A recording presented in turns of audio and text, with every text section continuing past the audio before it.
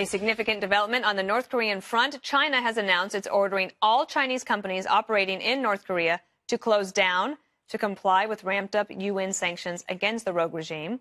That's all part of the United States strategy to squeeze North Korea diplomatically and financially to avert war. Joining us now for a reaction is Gordon Chang, an East Asia expert and a columnist with the Daily Beast. So you think that this announcement today by China was very significant for a reason that you think China never thought they would do? Yeah, it's because of the pressure from President Trump. You know, the Chinese, despite all the friction with Pyongyang, still support the Kim regime.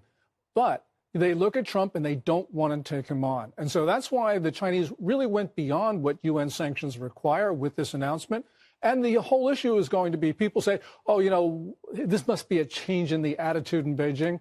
No, I think it's really going to be everyone's going to be starting to look at how rigorously the Trump administration continues to enforce this. If the administration does that, the Chinese are going to continue to yield to the president because they know that the U.S. has overwhelming leverage over the Chinese. So do you think that President Trump is the one calling the shots in Asia right now? Oh, absolutely. You know, the Chinese, everyone says, oh, you know, the Chinese own the 21st century. Well, they can't even deal with the North Koreans. And right now, it's the United States that is driving all of the efforts to denuclearize or disarm North Korea. And the Chinese are really bystanders, even in their own region. People are starting to notice that, and they're saying, you know, to Beijing, if you're such a superpower, how come you can't deal with Kim Jong-un? Mm-hmm. And so I think the Chinese are losing face, as we call it.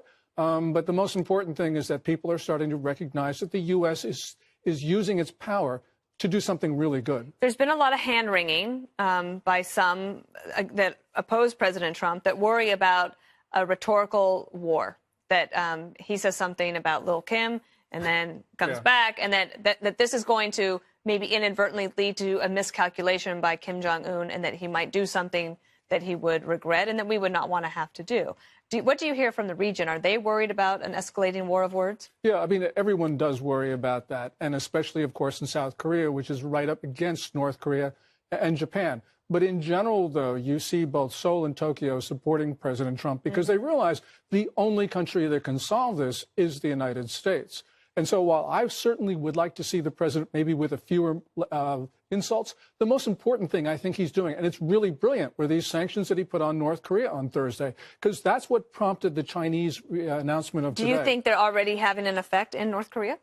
They will. I mean, sanctions always take time to work out. And what the United States needs to do is cut off all those flows of money for not only the missiles and the nukes, but gift politics. Kim Jong-un uses gifts like Mercedes and other luxuries to buy senior regime elements. He needs their loyalty.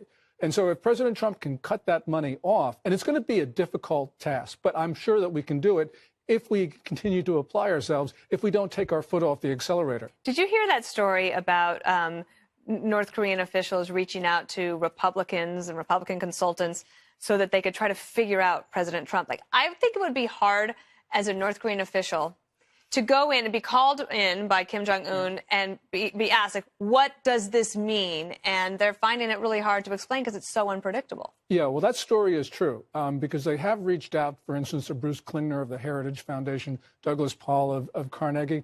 And the reason is that the North Koreans don't know what to expect out of Trump. And this story is also true in Beijing, where I think in the beginning they thought that they could collar Trump and basically push him around because they pushed around, you know, the previous president. But right now, I think the Chinese are wary of Trump, and that's why we saw this announcement. The North Koreans don't know what to do. Everyone is really off balance right now, and this gives President Trump an advantage because up until this 19th Party Congress for the Chinese, you know, it starts on October 18th. It's a big deal. Big deal. Xi Jinping, the Chinese ruler, is in a very vulnerable period. And that's why President Trump, I think, really pushed him with that sanctions announcement on Thursday. Yeah, that's really interesting. People aren't necessarily paying attention to that. It's only about 3 weeks away. How often do they have these Congresses? Once every 5 years. Right. And at this Congress, it looks like Xi Jinping is going to break a lot of the party's norms that were put in place by Deng Xiaoping to ensure stability. So people, although they understand that Xi Jinping is extremely powerful, there's a real possibility that if he falters, everyone is going to jump on him because there's so many people who have been disadvantaged by him in the last 5 years. This is going to be fascinating, and we love it that you come on Fox News to explain it to us all. Thank you so much. Thanks, Dana. I thought that what in '68 Olympics. This is why I'm wearing this shirt. John Carlos and Tommy Smith, when they won the Olympics, they put the black fist up. A lot of people felt that was... Excuse me, I have one other question. Yeah. When North Korea aims a missile at us, are these football players going to be on their knees, or are they going to support our veterans? Say it again? When North Korea aims a nuclear missile at us, are these heroes that you say, NFL, that can't support our flag, are they going to be on their knees when this happens, or are they going to support our veterans? Sir, I'm worried just as much as Donald Trump as that crazy guy in North Korea. And he has a nuclear code. I'm worried about that. We're worried about it, too. Huh? Well, we're worrying together then. Wow.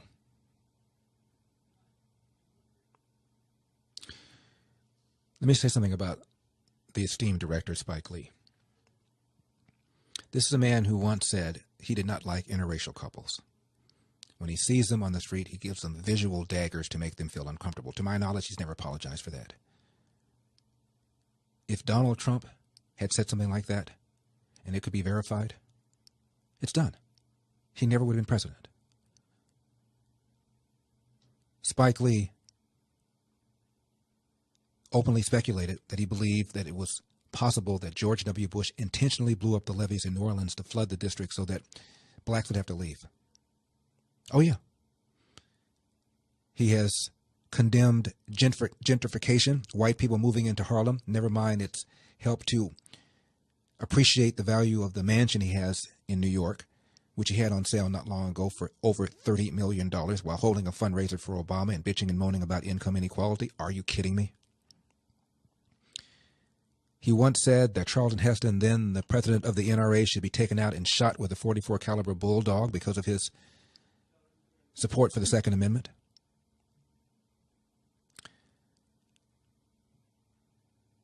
This is a guy, Spike Lee,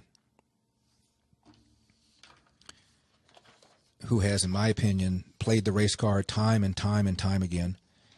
And he was wearing an X cap while talking to Anderson Cooper and to the other people. And that's from the movie Malcolm X that he made. And it's fascinating. I gave a speech once, and a young man had a T-shirt with an angry picture of Malcolm X on it. This is during the time the movie was out. And I asked him, had he read the autobiography of Malcolm X? He said he had. I said, the whole thing? He said, yes. I said, what happened at the end of the book? He said he renounced his racism towards white people and felt that we should embrace people as human. I said, why don't you have a picture of him in that phase? Why do you have the angry picture of him? Why? Why? He had no reason. I'm Larry Yoder. Don't leave. Now, on Spike Lee, a couple other things I forgot to tell you about. Do you know that he once said that Trent Lott was a, quote, card-carrying member of the Klan? I know he has a hood in that closet, close quote. He was on Good Morning America, on ABC's Good Morning America. I saw that with my own baby brown African-American libertarian eyeballs. And Trent Lott had just complimented Strom Thurmond on his 100th birthday. You might remember that controversy. And therefore, Trent Lott was a racist because he's flattering this old guy who ran in 1948 as a Dixiecrat. And Trent Lott does a perp walk and has to go on television, went on Black Entertainment Television and apologized for flattering this old guy at his birthday. I mean, it was insane. So Spike Lee's on Good Morning America. And he says, Trent Lott's a racist. He's a card-carrying member of the Klan. I know he's got that hood in the closet. And Robin Williams was there. Robin Roberts, rather, was there, didn't say anything.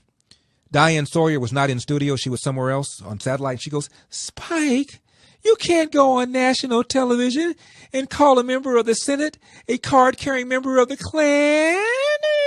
You know, that's the hard-hitting questions that they do on the Good Morning America show. He didn't apologize. Said that Charlton Heston should be, quote, shot with a .44 caliber bulldog. This is the president of the NRA, should be shot with a .44 caliber bulldog. And there he is, pontificating on civil rights and justice in America, having said he dislikes interracial couples, and is, to my knowledge, never apologized for it. You tell me what that's all about. It's called double standard. A couple years ago, Colin Kaepernick, when he started the protests, said, quote, cops are getting paid leave for killing people. That's not right. You can become a cop in 6 months and don't have to have the same training as a cosmetologist. That's insane, he said, end of quote. Then the Alameda County Sheriff invited Kaepernick to training and go on a ride along after the comments he made. The Alameda County Sheriff's Office said, quote, "We would like to cordially invite you to the Alameda County Regional Training Center. We invite you to meet with our current academies and veteran officers to talk to them about their experiences and yours." We all felt in the sheriff's office, said one sheriff, that maybe he was speaking without exactly knowing what was going on, so we made an offer to him to come out and view our academy, talk to our academy students. Close quote.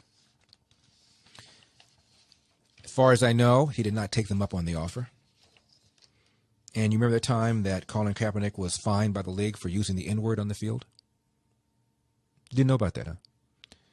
ESPN.com, September 23, 2014. Quote, "Colin Kaepernick has denied saying a racial slur to Bears defensive end Lamar Houston, who told the Chicago Tribune that the quarterback used the N-word. Kaepernick has denied saying anything racially derogatory, although he acknowledged he said something to Houston after throwing an interception against the Bears. Replays show Kaepernick said something to Houston on the replay. Houston, however, told the Tribune that the star quarterback was, quote, saying inappropriate language, close quote, including the N-word and a profanity. Kaepernick was called for an unsportsmanlike penalty after the play and was fined $11,025 last week. Houston claims he was not insulted by the racial slur, telling the Tribune it's a, quote, cultural thing, close quote. Houston is also black. Don't know if he would have called him that if he hadn't been black, but who knows?